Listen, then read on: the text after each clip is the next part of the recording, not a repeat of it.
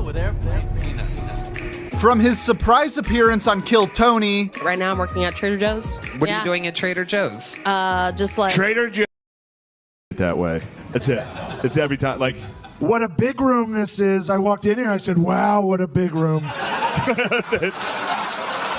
Every time. The easiest way to do Trump is like the speech Trump when he's doing a rally. Trump. Okay. Because it's just in the back of your throat. Okay. The greatest country. That's it. The greatest country. Okay. A little bit. The greatest country. Don't do this. Do this. The greatest country. Don't move at all. Only move your hand. All right. Don't move my If body. you're Don't move sitting, your shoulders, just your all right. hands. if you're The sitting, greatest country. the best country. The best country. Wow, what a country. Wow, what a country. A lot of Asians. A lot of Asians. Maybe too many Asians. Maybe too There many might be Asians. too many Asians. Yeah. Maybe too many Asians. I don't know.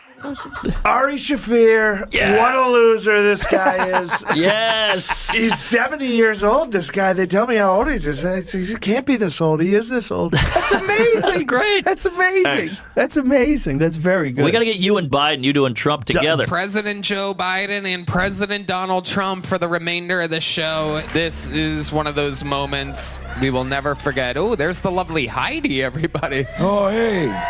What a great lady. I talked to her backstage, and wonderful woman. The tits are real.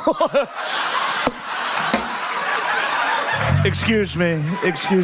A lot of people are saying her tits are fake. They're not fake. I touched them, and great tits, wonderful tits, American tits, and that's the thing that we've lost under this administration. Where are the American tits anymore? 4 years ago, there were American tits. Now there's no American tits. Mexican tits. Mexican tits are streaming up the border, and no one's stopping it. Fentanyl tits. Fentanyl. Unimaginable what's happened to this country. We're fine.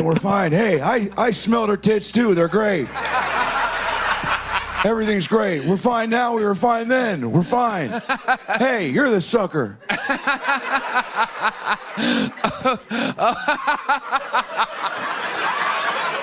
I bet I can smell her. I bet I can do it first. Joe, you're an idiot. Please stop. Hey, say it to my face. Mr. Trump, how do you feel about gay rights? I like it, but they're going a little overboard with the dancing. A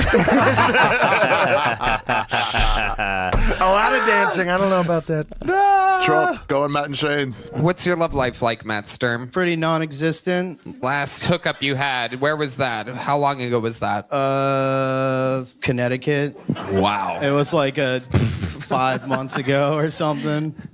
Yeah, it was a long time ago, yeah. So you got pussy 5 months ago? You could say that. For a guy who collects bugs, frankly, that's not bad, honestly.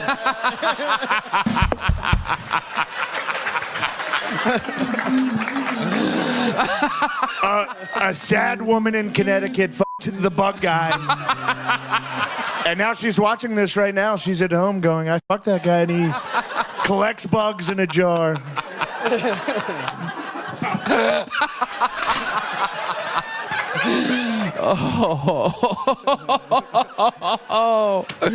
Have you guys seen Jamie Foxx's Trump? It's the only Trump I've ever heard that's better than yours. Oh, it's better? Well, black people are better at things. This is a challenge. Jamie Foxx. I don't saw like, what is this rotating? Yeah, I know the next couple. Nope. He's a black guy. Black guys, they're okay, pretty good. You got a good Trump. Your Trump's good. Oh, Trump off? No, Trump off. Trump off. Trump off. a lot of people doing me. You're a very good impersonator. Yeah, he's nice at it. It's not bad. Joe DeRosa, what a pig. Disgusting pig. He I would can't love stop. to put the country on your shoulders, but Joe, it might slide off. I'm a very good comedian. I could be a comedian. A lot of guys say Joe's built like a worm. I don't say that. But Joe is built like a worm. He looks like the Men in Black aliens grew up. Very good, very good. That was incredible. We did it. That's Hey, the only but we can impressions, still though. do- That's the only We impressions I can have. still do something. It'd be visually. fun. It That would be nice to do a white and fire. black Trump. It would be fire. be dude. It'd be Great. nice to just Can we do it? two dudes that watched Trump enough that they adopted it, and then our lives, Should I- like just us going to a store. Yeah. I'd like mint skull. Do you have mint skull?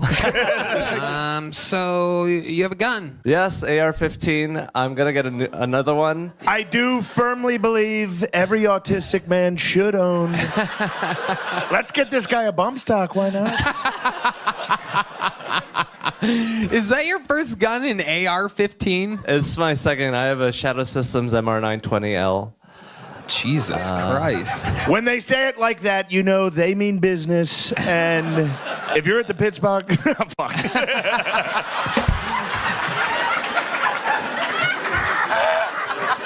Shut the fuck up.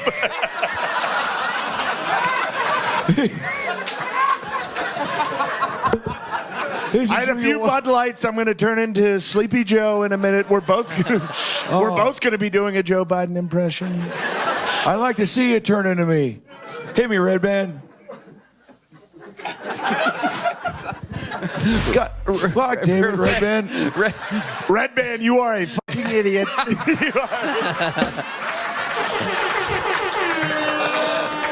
What are we at, Dave and Buster's? What was that?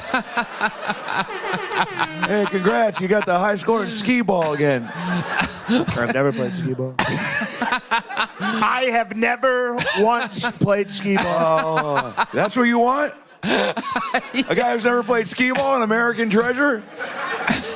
You don't even know who Harrison Ford is. Oh, please. So, Hans, who are you voting for in this upcoming election? Everybody here wants to know. Both of the candidates are right here. I would love to vote for Kim Jong-un, but I guess I'm in America, so I think Trump is the most Kim Jong-un type of guy that I could vote for. Oh. I respect him in my Korean soul. Is that where you are? I was trying to figure it out. I'm Korean. All right. South Korean. Thank you for... Gross. Ew. Joe, there's a lot of scientists out there. There's these guys that come in here, they talk to you, they don't know what they're saying. They talk to you about getting pussy. I get pussy a lot of guys. I wonder if Trump has seen your Trump. I wonder if Trump has seen my I Trump. bet he has. I bet he has. Shane, you once did a joke that I love. A joke about Donald Trump getting shot. All right. Of all the presidents, I think it's fair to say Donald Trump would be the funniest one to see get shot. Just because he'd be in the middle of a speech talking shit. Just, you're gay. The shooter would be coming at him and be like, sit down, get down. What a loser, get down, sit down. But just the noise he would make when he got hit. Even if you love Donald Trump, it would be funny. As soon as he got hit, he'd be like, ah.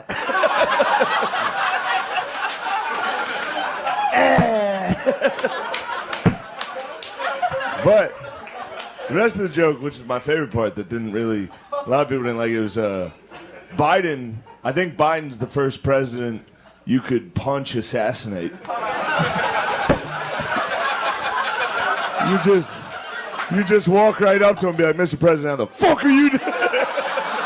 A giant scar being one of the least creepy things about you, Jacob. It's amazing. What's your... Now, when Dr. Grant stood still, why couldn't you see him? It's a Jurassic Park joke. That was so good. You stupid pussies didn't get it. You see? That's what you're going to get with Trump. Movie references from before 1995. 1997, great year for Jurassic Park. So, Jacob, what is your love life like exactly? I'm engaged. Wow. Congrats. Yeah. Clever girl. Did you say clever girl? Another great reference from the smash hit film Jurassic Park. Remember that Jurassic Park 5 or whatever the fuck you said earlier? Trust me, that was a great joke, and the internet is going to prove that I made a great joke and that this room is tired and dumb. Bro, this is crazy. It really looks like young Trump from Home Alone 2, bro. That is so...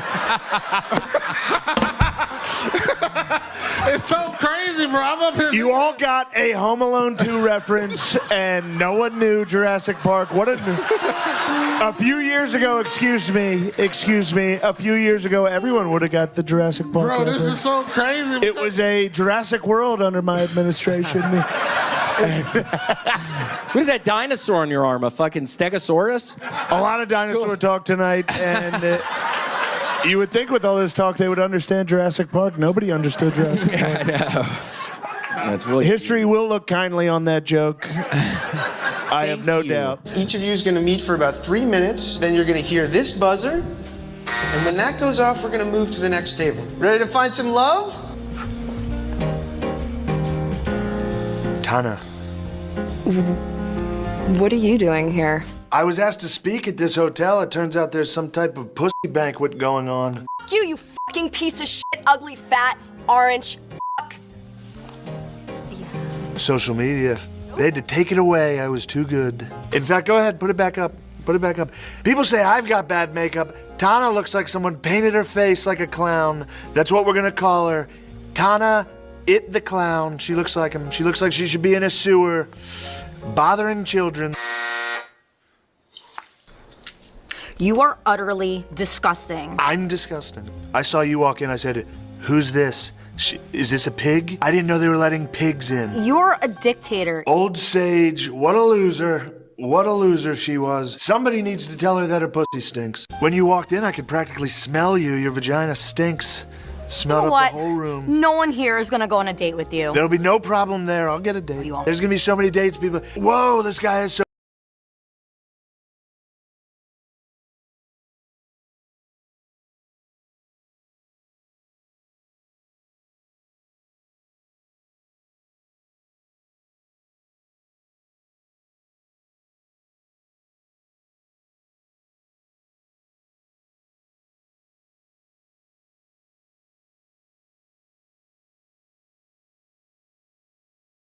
White people used to be cool in America. Long time ago, dude. The height of white people being cool was us going, we're like, man.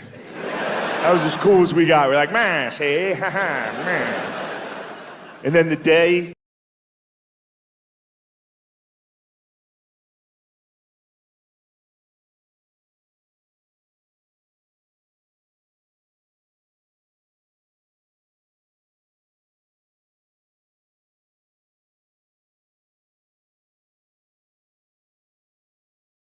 You know how hard that is? You know how hard it is to go out every night, see a bunch of people you want to have sex with who don't want to have sex with you? I was like, that's exactly what it's like being a straight guy.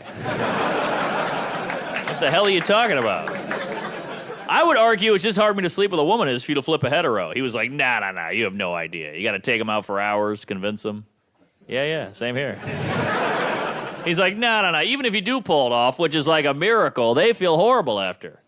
Yeah, same thing. We went back and forth for hours, arguing about this all night, back and forth. Eventually, I woke up at his place.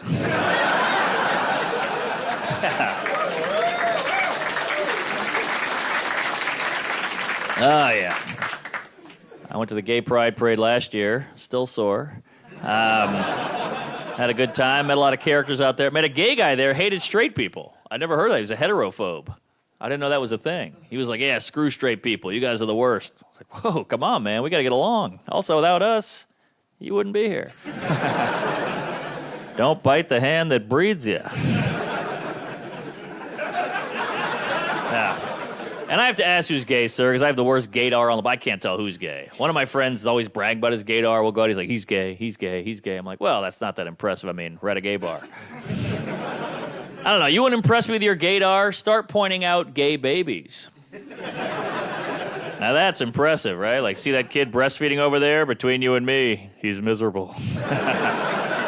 That's a hell of a gaby. Yeah. I like all the girls. Lesbians? Any lesbians in the house? Hey, all right. Wow. Yes, I love your websites. I feel like lesbians are underrepresented. I travel the country doing comedy. I always see fun gay bars in every city. They always have fun names like the Manhole or the Back Door. Where's all the fun lesbian bars? Where's like the Dugout or Scissors? Also, you always see a group of girls with one gay guy in it. You never see a group of guys with one lesbian. I'd love to have a lesbian in my crew. That'd be fun. Because gay guys are very helpful. They help girls with their hair, their outfit. Love to have a lesbian help me out with stuff. Now you're like, ah, crap, the car won't start. She's like, I got it. Yeah, you flooded it, you pussy. Thanks, Debbie. Glad you brought your tools. Satire. All right. But you guys are cool, you know. A lot of crowds getting sensitive. It's getting weird out there. I got yelled at a show recently. This guy goes, hey, buddy, that's a trigger word. I was like, whoa, I think it's pronounced trigger. Easy there, big fella. And look, if you get upset or offended, that's cool. I'm not one of those guys. You're allowed to be offended. That's totally cool. But if you are, just shut up. You're not a hero. You're just ruining a show. Just be offended. Just let it flow through you. Just feel it, right? Yeah, don't share. We don't care. Just feel. Yeah. We all have thoughts. I might want to sleep with your girlfriend. I just hold it in. I don't say it. Yeah, just feel it. We're so obsessed with words now. It kind of shows how good we have it. We've got to focus on words, Like, in the 70s, it was all about actions. Like, if you want to show you're brave in the 70s, you had to jump over 12 buses on a motorcycle. Now I see a guy make an off-color joke at the office. I'm like, that guy's fucking fearless. Holy shit. Wow. Yeah, I don't know. People take things so seriously. I guess they got to show you their personality by yelling at you about stuff that bothers them. I don't know. Like, I don't mean any of this stuff. I'm just saying words in a certain order to elicit laughter. People try to figure me out through my act. It's all jokes. I told an abortion joke recently, and a woman approached me. She was like, hey, that's very insensitive. I've had an abortion. You shouldn't tell jokes like that. I was like, whoa, hey, sorry. I just told a joke. I think what you did was much worse.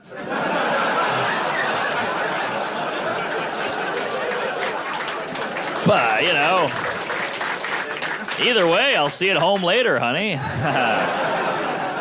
And again, all jokes. I love abortions. I paid for 2 last week. I'm a fan, right? You remember? Come on. It's all jokes. A friend of mine, she works at Planned Parenthood. She loves that joke. And I was like, I might have to get rid of it. People don't like it. She's like, no, you got to keep it. I was like, I might get rid of it. She's like, no, you got to keep it. I was like, I might get rid of it. She's like, no, you got to keep it. I was like, I might get rid of it. I was like, don't tell me what to do with my body of work. She's like, every joke's a miracle. But I don't want to upset anybody, Ah, jeez. I don't want to upset. That's not my intention, I'm upsetting people on accident now. I was at a Starbucks recently. This guy handed my coffee. I went, hey, thanks, Chief. This guy goes, ooh. Don't say Chief. It's offensive to Native Americans. I was like, how is that offensive? He goes, whoa, don't say how. Come on. How'd we get here? Weird times. Taking words away, I get it. Words hurt people. I get it, But here's the thing. We're kind of like a weird word prohibition. Can't say this, can't say that. That's why I feel like every now and then we should all go to a politically incorrect speakeasy. Just somewhere we can all go to say horrible stuff and nobody cares. You got no hate in your heart. You don't want to hurt anybody. But if you can't say it there, give us a place you can, right? You go down some creaky stairs. You bang on a big steel door. The guy's like, what's the password? Retarded. Get in here! All right. It's like the 90s again, Because offensive words, they're like alcohol. Sure, you can abuse it. Sure, you can hurt people. If you do it responsibly, it's a good time, Just don't do it at work. Don't do it around kids, but go home, close the door, take the edge off. Midget. Right? I don't want to say little people. That's like drinking in O'Doul's. But of course, I get it. I just, find it funny. I get it. But here's the problem. We forget that no one's politically correct up here. We're all animals. We're all seeing the same thing. We're all thinking the same thing.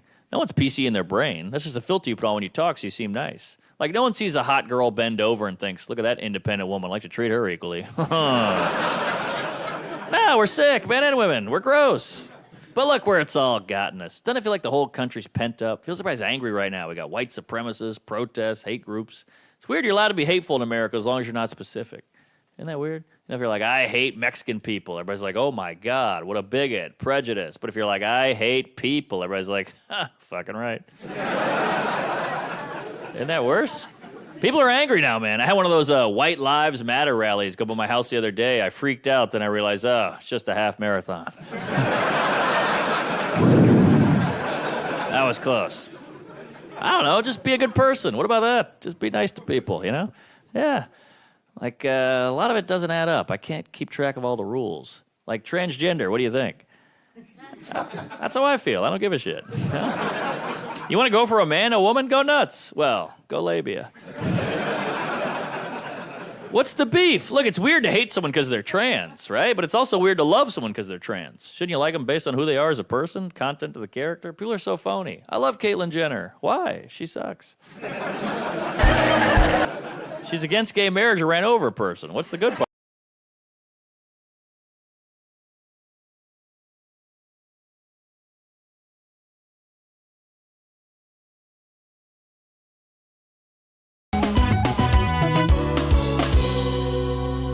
Are you ready?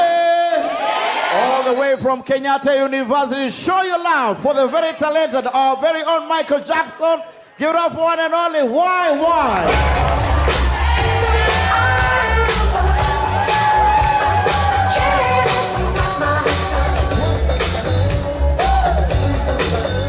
All right. Thank you so much. Are you ready? All the way from Kenyatta University, show your love for the very talented, our very own Michael Jackson. Give it up for one and only Why.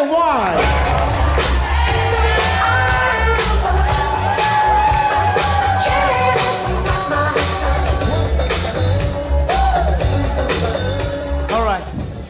Thank you so much. Hey, what's up? What's up? Watu wakisi what's up? Watu wanyanza what's up? You know, kuongea ukweli, madam, Kenyan relationships za kuanga hard sana. Madam nyu tupeleka mbio sana. Yaani dem huwezi mpigia tu simu ati mu have fun tu mu watch ka movie bila kupigwa maswali mingi. Hello mambo. Poa sana. Uko wapi? Niko tu home. Si ukam to watch ka movie. Uko na gari? Si tunaona movie, so we don't need a car. Cheki, mimi niko busy. My schedule is tight. Tafuta marika zako ucheze nao, okay? Mimi sitaki upate. Itia the same damn pombe.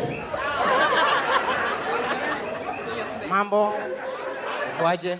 Poa sana. Si ukuje hapa tuwashe hapa Tribeca. Niko hapa nje Baunzame nikataza kuingia. Right now Kenya tuko na madeni mingi. There's a lot of debts. Mimi uprefer nikuwe na deni ya dem kushinda deni ya mwanaume. Because if you owe a lady, dem akikuwa excuse yake yenye uko nayo, nobody will know about it. Inakuanga private and confidential. Excuse me, is Frida around? Ati hayuko. Okay. Nimwambiaje akikam?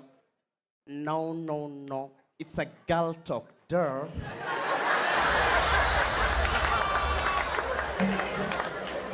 Mwanaume anakuja kudai kitu ya ujinga lakini lazima mtajua. We, Jemo yuko? Hayuko? Amegeuza hiyo jeans yake. Yaani mimi na akili zangu nikatoka kwangu asubuhi niende Gikomba kubaya Jemo trao. Nikikama hapa nikose hiyo trao Jemo apotee. Hey. But sometimes unajua kusota, like right now Kenyan economy is a bit bad, okay? Umeisota mpaka ukilipwa mshahara end month unaanza kubagain na Mungu kwa type. Niachie tu mmoja. Hata umeona hapa nikilipa nyumba hakuna kitu natengeneza. But it's because of the Kenyan economy, how it is, how it's being run. Like, one of the reasons why economy natupeleka teke, it's because Kenya, we print, or rather we publish few money, less money. So unapata 40 million competing against very less money. That is why Tanzania they overprint. That is why ukiwa na thao hapa, ukienda nao Tanzania inakuwa 30,000. So I think we can use Tanzania to solve most of our problems. Like nunua kitu, enda nayo Tanzania ndio multiply. Kama una pesa ya kurep, nunua tot, enda nayo Tanzania inakuwa mzinga.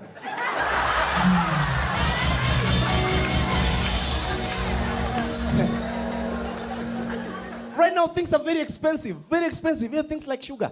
But I remember when I was in school nilifundishwa uses of sugar. But kiukweli kweli nikitoka nje na nilikuja kujua the actual uses of sugar. One use, sugar can act as a coolant. Yani inatumika kupoesha. Let's take this matter literally. You may notice uji ikiwa moto. Na uichape kasukari unaweza imaliza na dakika moja.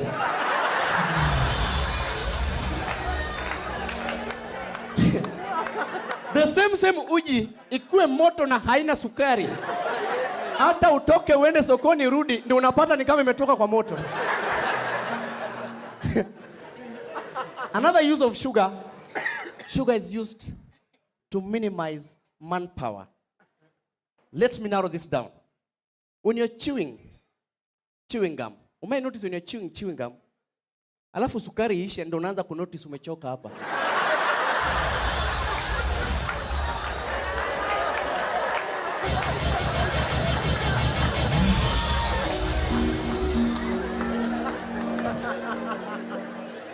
Alafu ukisubstitute uongeze kingine kenye kakona sukari unakuwa sawa.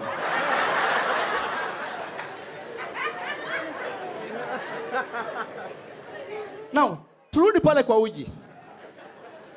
Uji ukiweka sukari, hiyo kitu inakuanga inapoa ukweli ama ni utamu inakuchanganya?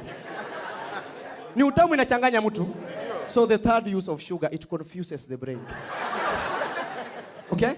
But there was a movie I was watching the other time, and there's a white kid. Actually, they were reopening school. And just before he left the door, he was like, "Mommy, I'm not going to school without juice and biscuits." And the mom was like, "No, relax. Go upstairs. Actually, you're going to school tomorrow. I'm sorry for the inconvenience." Nika imagine kama ilikuwa ni mama yangu. Nimetoka kwa mlango, "Mama, mimi siende shule bila juice na biscuit." Si ukuje useme hapa.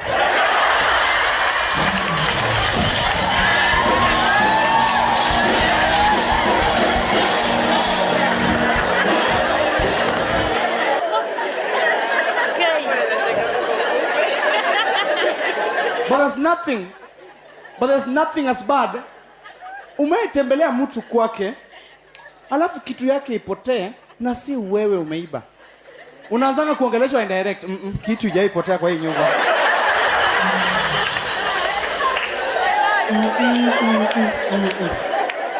Tumeishi hapa 15 years. And then hata after amepata ni mtoto wake, bado wachwangi. Jeremy, ni wewe ulichukua? Ni mimi.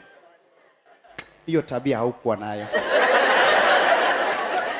But hakuna watu waongo kwa hii dunia kama wezi. Liars. And I know most of us at one point you've ever lied in your life. But the point is, how natural does your lie look?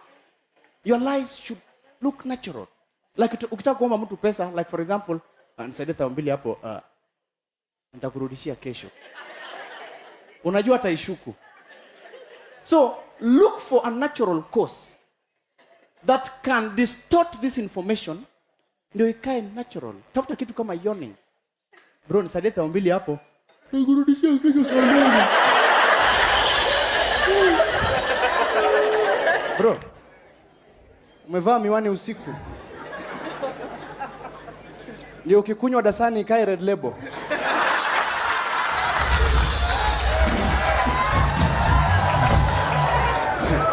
All right. Most of the time, when a parent asks the kid a question, they always mean it. Like Jeremy, "Can I take you out on Sunday?" Like, "Mommy, no, I don't want to go out on Sunday." You have to go out whether you like it or not. You've been busy like the whole week. You've not been playing. You have no. You going out. Mama wangu akiuliza swali, inakuanga ni ya kukutest akili. Baba, nikuongeze ugali? Ningekukanyaga.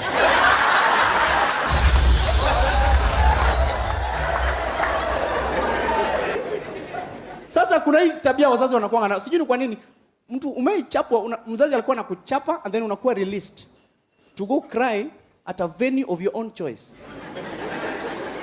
Na watoto sijui kama inakuwa ni akili ndogo ama nini, watoto wanapenda kutest, kuexperiment kila kitu. Umechapa unalia ya ukweli and then una test kama unaweza cheka ndani ya hiyo kilio.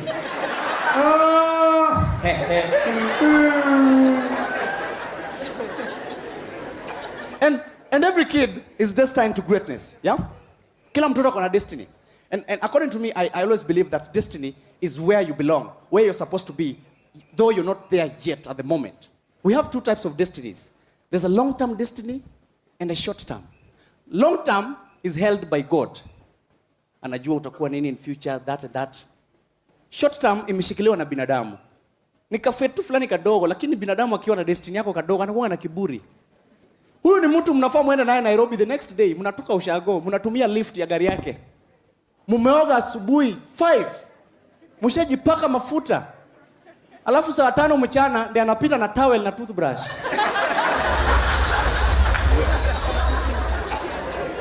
Because anajua unamnid. I always call them destiny holders. Now, the second category of the destiny holders, this is a more advanced. These are the kind of people who knock at your doorstep immediately you finish cooking. Unazima gas hivi tap ndio huyo. And then as a man, because this food is too little, you try to postpone eating until he leaves. This guy on the other side is too proud because he knows very well that your feeding depends on his departure.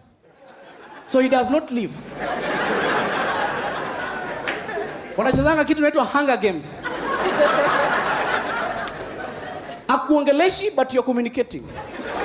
Vitu wanafanya kwa nyumba inakuonyesha this guy hatoki hapa soon. Kwanza mnakaa kidogo hivi ni saa 7 alafu unasikia kuna kipindi na ngoja hapa saa 11.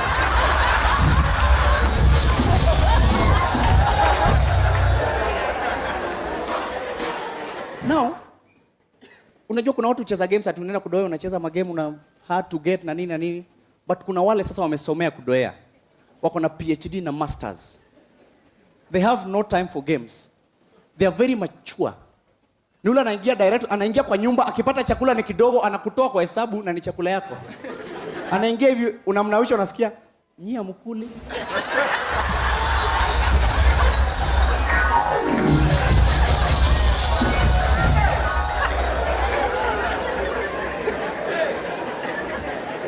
Now, this kind of people, they always have one problem. Like they have misplaced senses. Tunapatana. They always have misplaced senses. Like they see with their mouth, listen with their nose, and smell with their ears. How can you smell something with your ears? Like unanusa kitu na masikio. Mnakaa chini unasikia, wewe nyamaza, rudisha volume. Hiyo ni nyama inaungua. Now, there's one thing as Kenyans, we are going down because of time wastage. We waste a lot of time when it's not necessary. Like, look at our pastors. Gone are the days. You know, the strength of a pastor is content. A pastor should make sense after every word. Like church today, I want to talk about giving. Whenever you give, you get more than twice whatever you gave.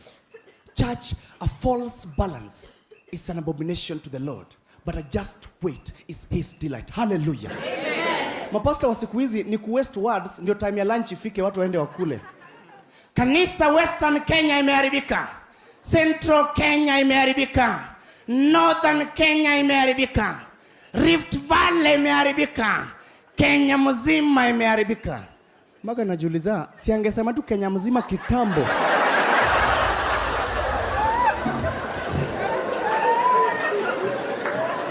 We waste a lot of time. But sometimes I sit down and I think life is just so unfair. Have you ever realized that we work more than we enjoy the fruits? Umewahi realize si upika for 2 hours alafu unakula dakika 5 peke yake? And Kenyans don't know why they eat. I think Kenyans eat because it's a routine. Just like a norm. as a norm. Like you need to wake up, have breakfast, lunch, then supper. I'm with a friend of mine, we're having chapati and beans. And then namwona akikatakata chapati yake, akamwaga marage. Nikamwambia, bro, mbona unakatakata si kule tu mzima? Akaniambia, nikikula ikiwa mzima nitashiba haraka. Why are you eating? Unakula ndio ushibe, shiba haraka, save time. Ni kushiba, by the kushiba inakuanga na madhara zake. Kushiba inakuanga na side effects. The main side effect ya kushiba ni unageukanga mjinga. You start reasoning like a small boy. You become selfish. You think about yourself. Umetoka kwa hoteli umeshiba, alafu unaona jamaa anaingia unaona nikaa ni mjinga. Yaani huyu jamaa bado anakuja kukula vile nimeshiba hivi.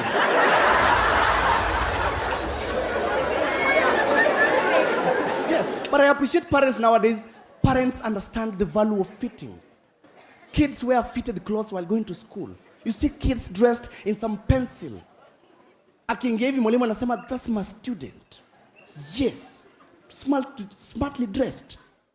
I remember when I was a small boy when I was growing up, we didn't have right to choose. Mama yako alikuwa anaenda kununulia nguo kwa soko na measurement iko kwa akili yake ni ya babako. So unapata anakununulia trouser 44, waist 44. Wewe uko 16. Belt yako imejaribu uko 21. So you want to fix that belt itoshee kwa loops zote za 44. So materials mingi zilikuwa zina accumulate huku kando. Kuna materials zilikuwa zina accumulate. Now, these materials were movable. Ukiona demo anakuja unazificha huku nyuma.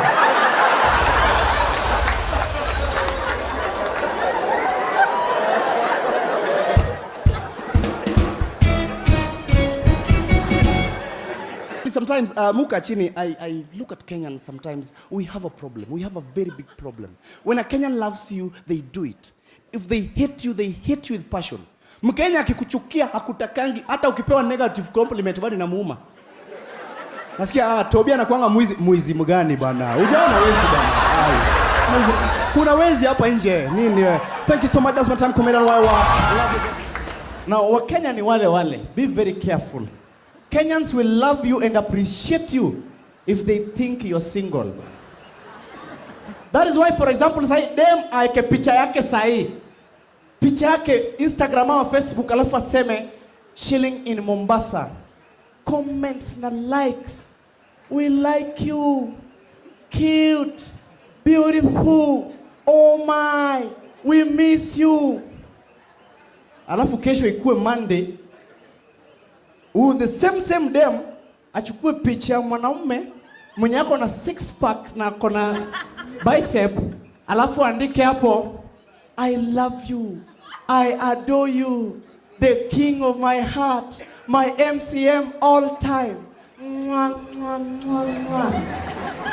Hapatangi hata comment moja. Kwanza yeye ndio chat na chali yake hapo.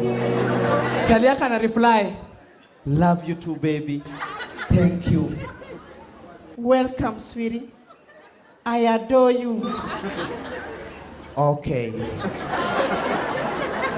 Poa.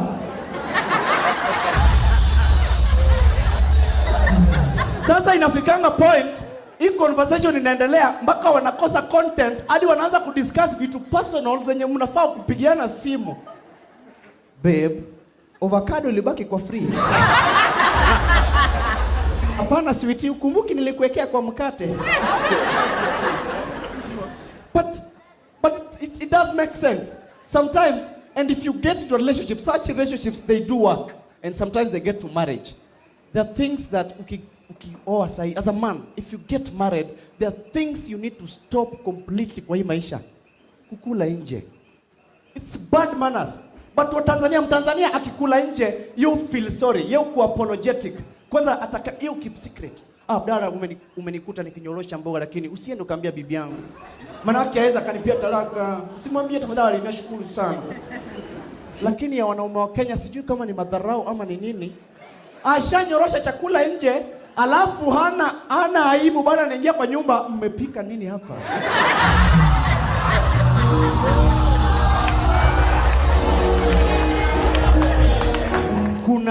nimekanyaga matumbo huko nje na kuna mahali imeenda.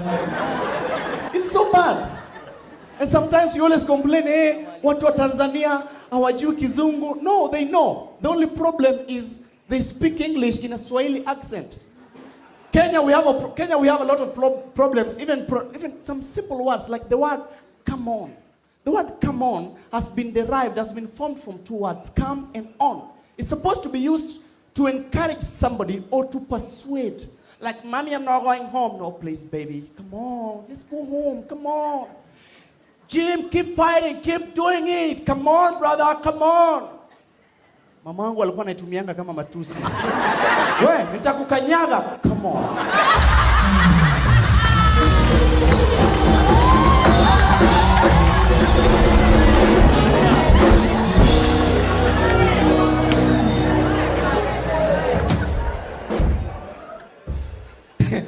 But kama there are kids watching from home, there's how you can know if your father or your mother was bright, depending on how they talk. A bright parent always talks about whatever he speaks revolves around himself. Like my friend nowadays, Hamu Chapwe. When I was growing up, when I was in Form 3, I used to sleep at 9. I used to actually sleep at 12, then waking up at 3 to study. And nobody would beat me in mathematics. Hakuna siku nimeipata below number 2. I was always number 1 ama 2. 1 ama 2. Mzazi Danda, yeye huongelea watu wengine. Tukiwa Form 3, huyu baba ya Richard alikuwa na kanyaga hesabu. I have a problem with Kenyan men. Kenyan men, utaki kuona mtu karibu na sister yako. Unasikia vibaya. You feel irritated, you feel annoyed. Na wewe unakatia sister ya mtu. Ladies, if you're sitting next to a man, mwambie tosheka. Kuwa kama Watanzania. Watanzania hutosheka. Mtanzania akikula kwako, ukipatia Mtanzania chakula, yeye uridhika. Akishamaliza unasikia, Shumleta, nakushukuru sana manake naomba sana Mola akubariki manake uko na moyo mkarimu, akupe mara 3 zaidi ya yale ulikuwa nayo. Lakini Mkenya akikula kwako hatoshekangi. Kwanza akishakula unasikia nikipata chai after hii.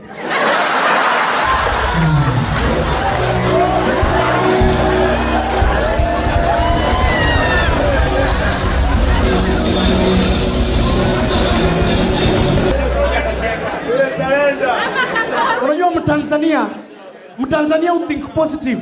Tuseme Mtanzania anakula akaangalia opposite direction alafu mtu amuite jina. Yeye ungoja asikie kitu mtu anasema. Aitwe Abdalla, niambie, najua uko hapa ili twende tukatizame ile mechi ya Tanzania na Kenya. Lakini wacha nifanye mawili matatu ili twende kule.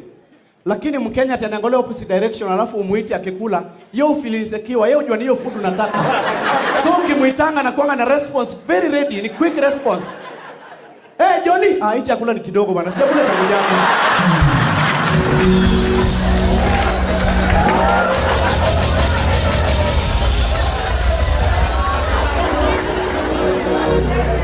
Small insecurity, personal insecurity. Unajua insecurity is a very bad feeling. It's a very bad thing. Juu inapeanga mtu ideas kwa akili. Let's say unatembea tu kwa barabara, uko peke yako, you're very idle. Alafu kitu inakuambia unaweza fika home upate brother yako amekumalizia chakula. Alafu sasa bwana unasikizanga hii kitu mpaka unakasirika ya ukweli. Hadi unaanza kuriasa argument yako na brother yako. Umenifanyia mbaya bro. Mtu afanya nyamaza nikiongea. Alafu unafika nyumbani unapata hawajapika.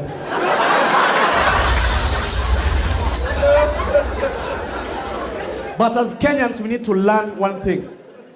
Unajua wa Kenya tuko na blame game sana. We love a lot of blame games. A Kenyan will blame you even for something that is not your fault. They'll blame you for something that is not your fault. A Kenyan will even blame you for being fat. Unapita hivi, just the fact that you're fat, they will talk about it. Kuna ona zingine za ujinga. We are a viboko proper.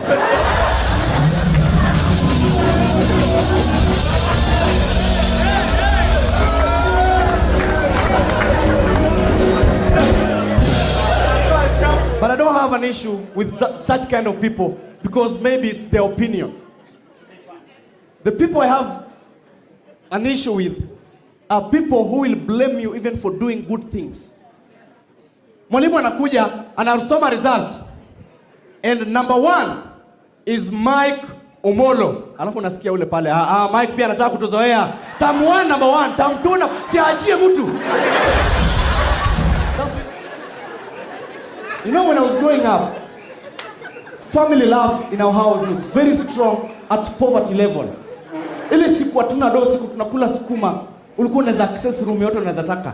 Unaweza enda balcony, unaweza rudi ucheze kwa sitting room, unaweza enda mpaka nje vile unataka. Lakini siku ya chapati, security ilikuwa Obama tight. Rooms mingi zilikuwa out of bounds. Kwanza ulikuwa unapita hivi unapatana na madhe, unaenda wapi? Naenda kunywa maji, hiyo jikoni sitaki kuona mtu.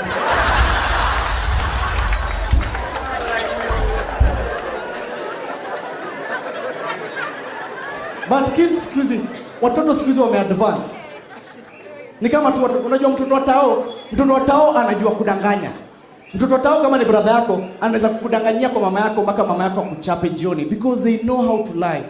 Like, mom, you cannot believe what John did to me when you left. Kwani alikufanyia nini? Vile ulitoka alininyang'anya remote, I didn't even watch cartoon. Alafu akafunga room yangu, akakula chakula yangu. John anablemiwa because he's so realistic. Watoto washogoa juu kudanganya.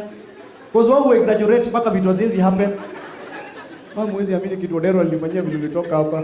Alikufanyia nini? Vile ulitoka hapa. Alikula ugali yangu. Akakula ugali ya maid. Alafu akanika ngumi 3 kwa mgongo. Alafu akaenda chini ya mattress yako, akaiba 5 million.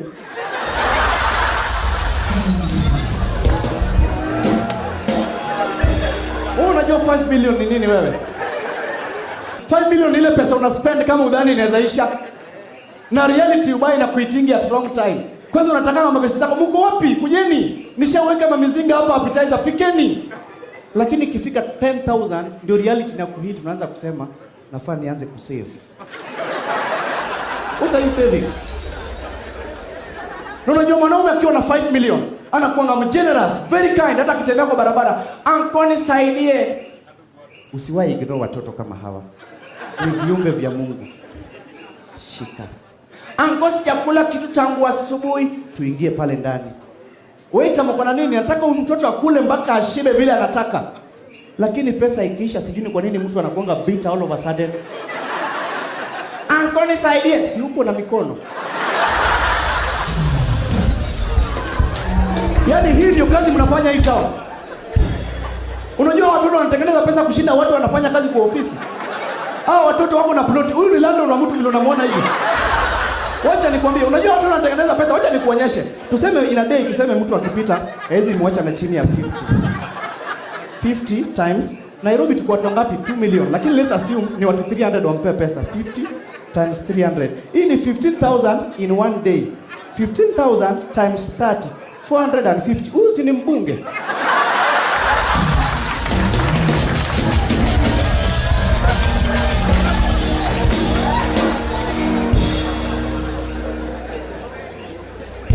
Mwanaume akiwa na pesa, hiyo utaka kuitumia kukatia mademu. Wanataka kuimpress mademu. That is why kama unapanga kufungua duka, andika msichana, your products will sell. Juu mwanaume ananunua kitu imsaidie kwa duka ya msichana than kununua kwa mwanaume. Hata anapita alafu mwanaume amuite, "Brother niaje kuja uangalie marongi." Sasa nini nasumbuanga watu? Nikitoka kwangu, si ningekuwa nataka longi, ningetoka kwangu niingie kwa gari. Kama fare ni 60, nilipe anirudishie 40. Niende nipime longi. Kama ni size 32 niseme hii hainitoshi, navaa 31. Na nivae na niende zangu. Wacha hitwe na msichana. "Excuse me mambo." "Poa sana, mnauza nini?" "Tunauza pilipili." "Nipea 5,000."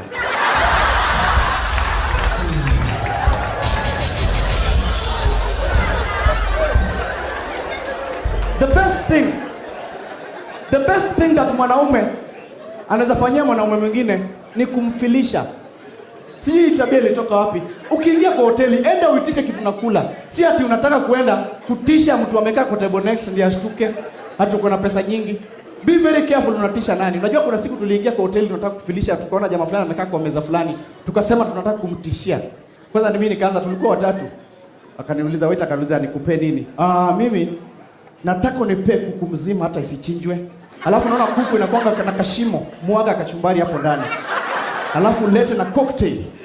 Jamaa wa pili akauliza na wewe nikupe nini? Mimi nataka kale kasamaki kakubwa, mwaga kachumbari alafu nipe na managu na ugali ya brown.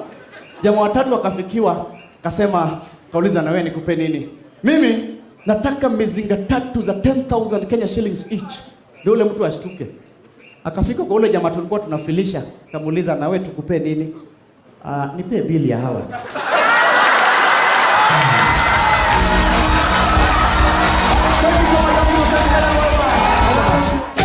Asante sana DJ E. Hey, what's up? What's up? Watu wa Kisii, what's up? What's what's up? When an information is relayed by two different people with the same words, it can lose a meaning. Like for example, a kid in Keleleshwa akuja ambia mamake, excuse me mom, nikule ile mkate kwa kabati. Mama akamwambia kula. Baba kula. Mama akikwambia the same thing, you have to think twice. Mom, nikule ile chapati kwa kabati. Kula.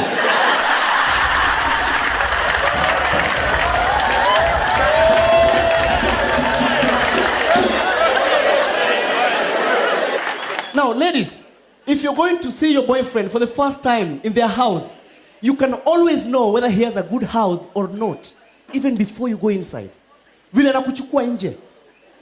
Kijana mwenye ako na keja kali, fully furnished, home theater, feathery carpet, nakwambia flat screen TV, fridge. Anakujanga na confidence. Kwanza anakuanga na haraka, anataka mfike kwa nyumba haraka. Anatembea kama anakuacha nyuma, alafu we, ni mimi natembea haraka ama ni wewe uko na miguu fupi?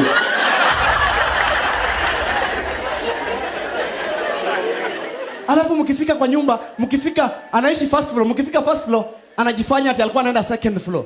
Ndio mfuate, alafu anakuambia I've pranked you, ni hapa first floor. Lakini mwanaume mwenye anashuku keja yake, akipatananga na demu, anakuanga ashajitetea straight. Hiyo nyuma ndo niliingia juzi, hata bado sijamaliza kuhama.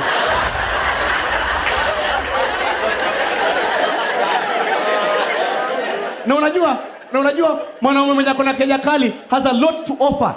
Like, are you going to have a black coffee, a white coffee, a chocolate or a soft drink? Very nice. Ule mwingine anakuanga na juice brand moja, lakini anaweza confuse dem mpaka dem adhani akona nyingi. Babe, utakunywa juice ya orange ama ya machungwa?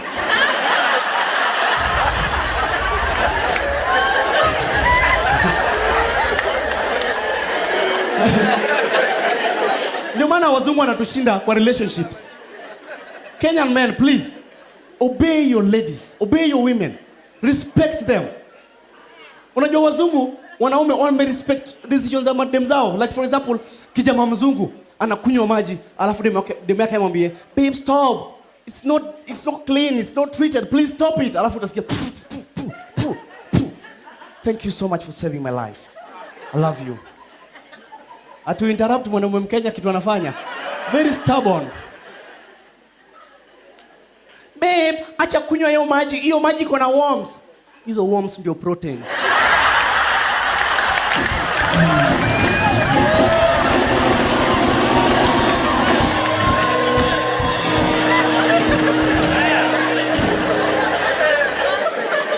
Unajua, na wazungu hawananga haraka. Western countries hawana mioto.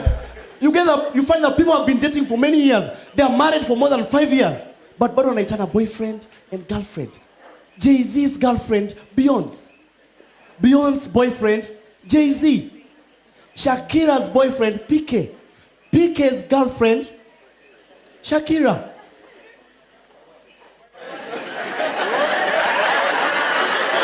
Why's girlfriend? Ako kwa njia.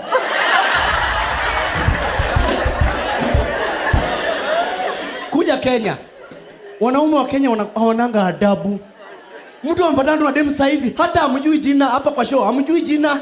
Alafu anafika hapo nje beshaka anamuuliza, "Bro, huyo ni nani?" "Huyu ni wife."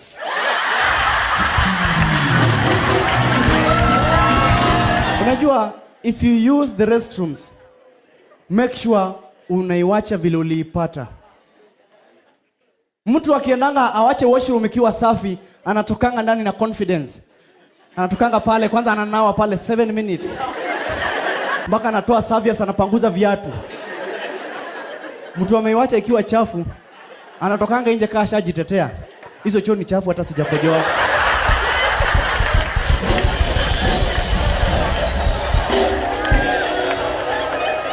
But anyway, can you appreciate yourself tafadhali for coming? Unajua niliona kwa news the other day ilikuwa imeranda. Ati Kaimenyi is misleading President Uhuru Kenyatta. Okay, ni ukweli. Lakini Kaimenyi is a learned guy. He has brains. He's a professor. There's no problem akikonsultiwa na President Uhuru Kenyatta. That is why hata ukienda kwa parliament, the members of the National Assembly wenye wamesoma wanakuanga wanatitiwa vizuri sana. Let's say for example, debate imeisha, alafu Boni Alwale, watu wameanza kuamuka, Dr. Boni Alwale amuke aseme, excuse me Mr. Speaker, there's one thing I would like to talk about, the corruption in Butalangi, please. I would like to fix this. Please give me 15 minutes only. I teach 15 minutes to ask here, honorable members, please let's sit down and listen to what the doctor has to say. Because he's a doctor. Because he has gone to school. Because they believe whatever he's going to say might add something to whatever they had concluded. Kalembe ile aitisha tu dakika moja. Let me tell you, order Kalembe. This is not your house.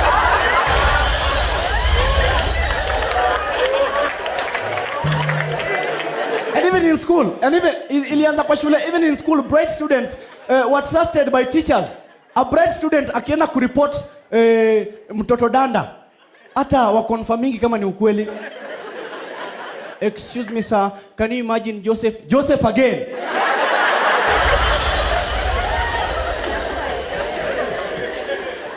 Wacha danda aende kureport chopi, ni yeye atachapwa.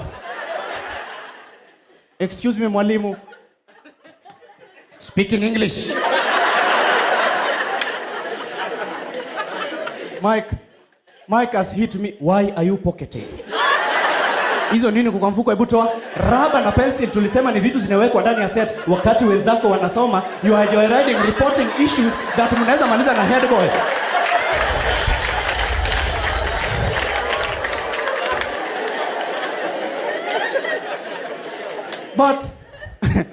But usiwahi trust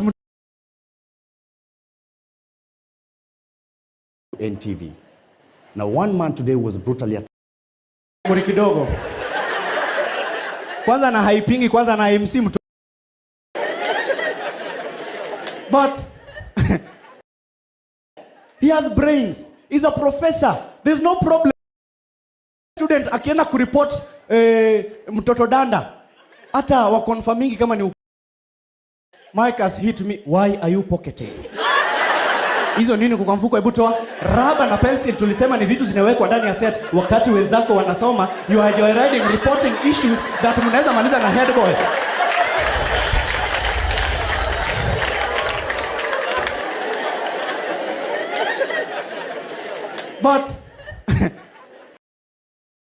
But usiwahi trust mtoto. Let me tell you, usiwahi weka hopes zako kwa mtoto mdogo. Unajua kuna kitu mtoto anaweza kuwa anaongea tu kawaida, alikuwa anacheza tu, mtoto wa 3 years, aongee tu kitu, alafu bahati nzuri aangukie vocabulary. Alikuwa anacheza encyclopedia. Sasa ubaya mama adhe utaka kushinda hapo. Baba, hebu rudia tena. Encyclopedia. Mpaka anaanza kurias na yeye, ndio wageni wakikuja amuite mbele ya wageni. Wageni waone vile mtoto ni chopi. Baba, ile kitabu inabeba subjects nyingi, inaitwa encyclopedia. Baba, rudia kwa mara ya mwisho. Ile kitabu inabeba subjects mingi, inaitwa aje? Encyclopedia. Alafu wageni wanakuja wanasettle chini, alafu hapo ndo mtoto anakuangusha. Ndio anakuwa na memory kidogo. Kwanza na haipingi, kwanza na MC mtoto. Amwezi amini ile kitu mtoto alisema leo. You cannot believe what he's going to say. Baba, ile kitabu kubwa nimebeba surges mingi naitwanga aje? City Hopper.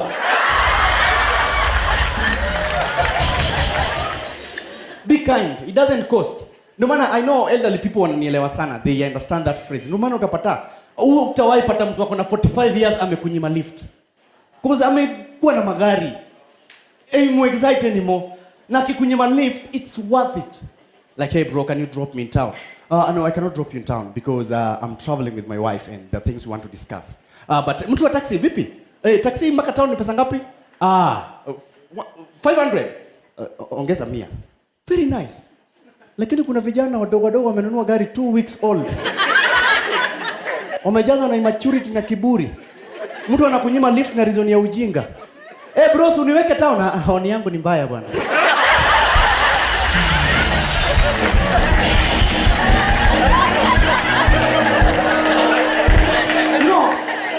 You know, and this kind of people, there is no any other day they will ever accept.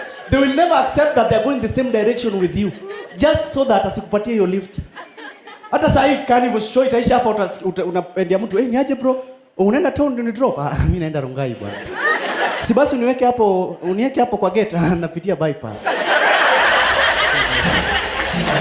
Sasa mtu kama huyu dawa yake ni kupatana na mtu wako na experience ya kuomba lift. Kuna mtu huwezi nyima lift. Ukimpiga kona unampata hapo mbele na kungoja. Like, hey bro, niaje? Unaenda town uni drop? Hapana, naenda Hurlingham. Hiyo hata ndio za rahisi. Niweke tu Hurlingham nitembee mpaka town. Lakini siendi direct, napitia Yaya Center. Karibu na kwanti yangu. Si uniweke tu alafu nilale kwanti yangu alafu kesho niwe nyumbani.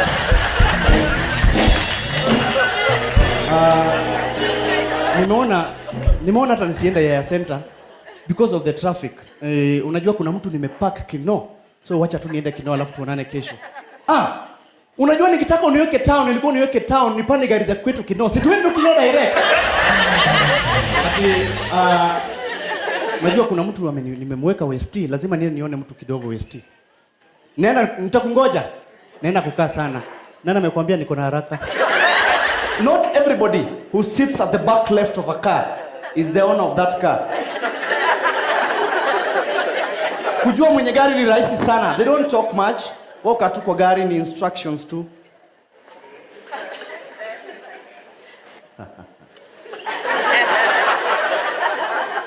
Umayona mtu ampewa lift unaweza mjua. Ndio kwanza anakuanga na excitement za kitoto.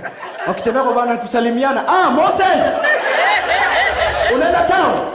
Si tunaenda Kayole.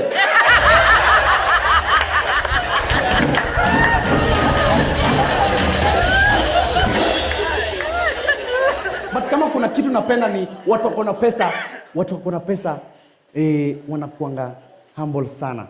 Even if you go to expensive malls, they treat you, hata kama hujanunua kitu wanakutreat ni kama they treat you like a king or a queen.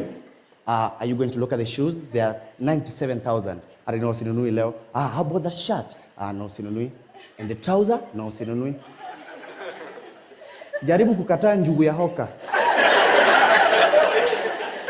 Ni aje utanunua njugu? Hapana. Na umevaa suti ya nini?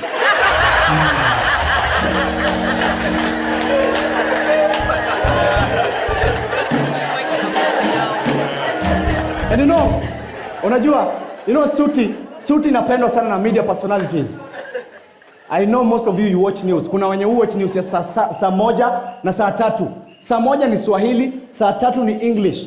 But now these two news are always very different. However much content ya kuanga moja. Because when it's English, it's so corporate. It comes direct to the point, brief and direct to the point. Kama ni sad news, it comes sad. Kwanza unaonanga kwa bullet, kwa inetwaje pale, kwa tagline unaona sad news in Kawangware. Good evening, welcome to NTV. Now one man today was brutally attacked by angry men over alleged theft. The man later tried to escape through the back door of a church, but his plans failed since he was cornered. Trevor Ombija, NTV. Inakuja kiwa sad. The same news inaletwa na Kiswahili. Utachekelea huyo victim.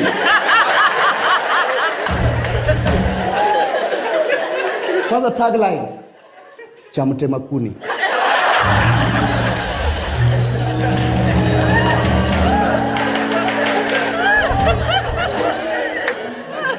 Jamaa mmoja hapa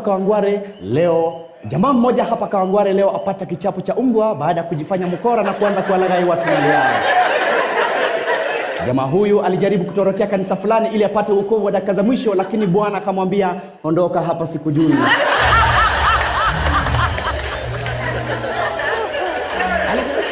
Mahala hapa ambapo nimesimama ndio kijana huyu alianza kupewa dawa yake kabla kuonyesha kilichomtoa kanga manyoya. Mike Omolo, MTV.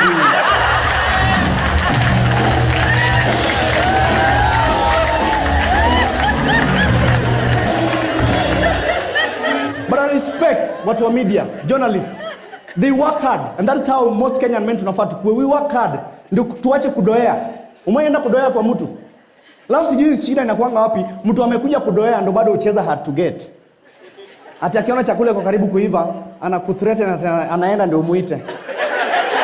Mimi naona ni kama saa zangu. Mimi nimeenda. Sasa threaten mtu mgumu. Ati mimi ni kama nimeenda. Fika na Yesu. Ama niende news kwanza. Na kuna wenye ukienda kwao kukula, anaweza kunyima food na wewe usijue. Anaweza kutoa kwa hesabu na ujanja. Kwanza kishaona chakula kwa karibu kufika unasikia, Mike, mbona upendi kukula kwa watu? Ukiona chakula inakuja unatoka. Hata sasa najua unataka kutoka. Wacha tusikizane, leo ndio unatoka ya mwisho.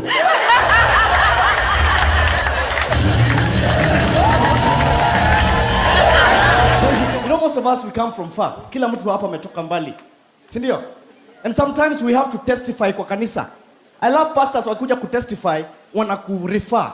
They give you a reference, they give you an evidence. Ya kuonyesha kuna mtu aliwitness.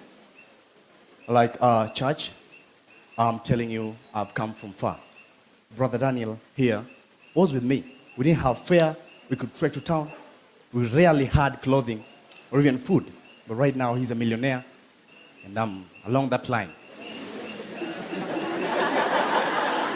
Glory be to God. Sasa, pastor wangu anatoanga ushuhuda za uongo.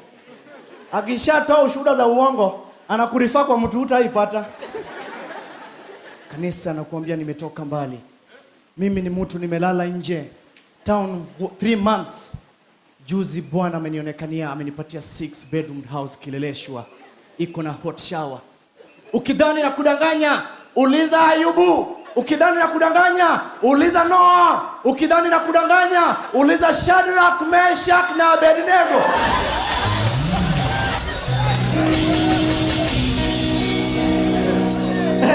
And no, church is a blessing.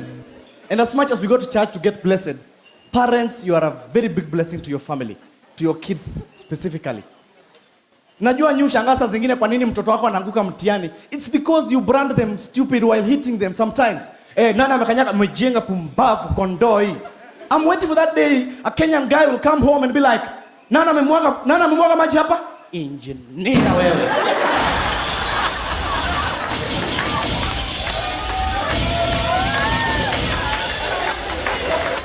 Wacha kuniangalia na macho kama ya senior sergeant. Tumbo kama ya lecturer. That seems good. Yeah. But now, another reason to why watoto wangu kama mtihani is the names. The names we give them. Have you ever noticed that watoto wako na jina tamu na jina refu wao huvuta mkia kwa darasa? Because bright students have very simple names. For example, a teacher will be coming during closing. On to the top 3. Number 1, Mike Omolo. Airplane. Peter Njoroge. Airplane. Stephen Kipkemoi. Airplane. On to the bottom last.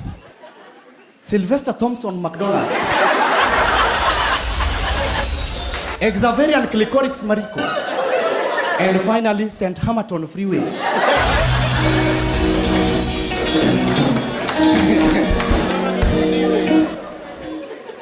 I always believe that education is a choice, or rather a decision. A better decision, or rather a good decision, is well made as an individual. You peer pressure or mislead. For example, can you imagine umeingia kwa hoteli na beshte zako wako na pesa, alafu unasikia wako waro kanaonekisha kuku hata wewe unaingia kwa hiyo kiatu. Hata mimi niletee kuku vifua 4 full. Ati tukuletee kuku na chips ama nini? Ulikuwa unataka kuileta na dengu? Alafu bili inakuja. Kumbe ni 2000 peke yake. Ijaenda sana. So mkishatokanga nje ndio unapata kumbe ukiwa ndani akili yako ilikuwa imetoka kidogo inakujoin hapo nje. Ni mimi nimekula 2000 in 5 minutes. Na kwa ile menu vizuri niliona tu hapo kulikuwa na chapati na dengu 80. Si ningekuwa na 1920 sasa hivi. Page 1 ilikuwa na chapati na maharagwe 80. Page 2 nikaona vizuri iko na pilau. Ni nani alinituma page 5? Tuseme ni kuku nilikuwa nataka. Let's assume ni kuku nilikuwa nataka. Si kulikuwa na quota. Tukue honest. Imagine ningeingia kwa hoteli niambie waiter, nipatie chapati na maharagwe. Nani angenichapa?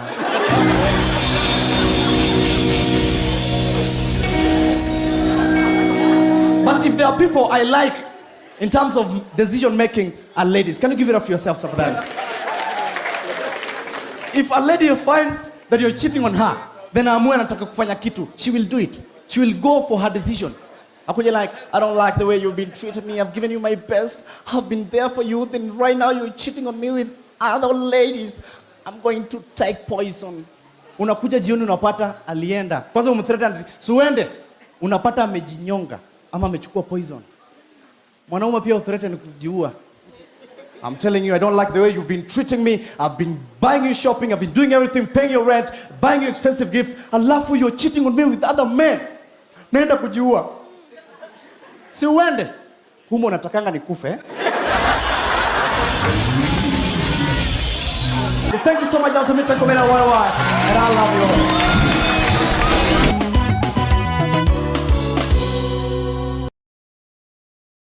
All right, Liberty City, this is your talk radio show.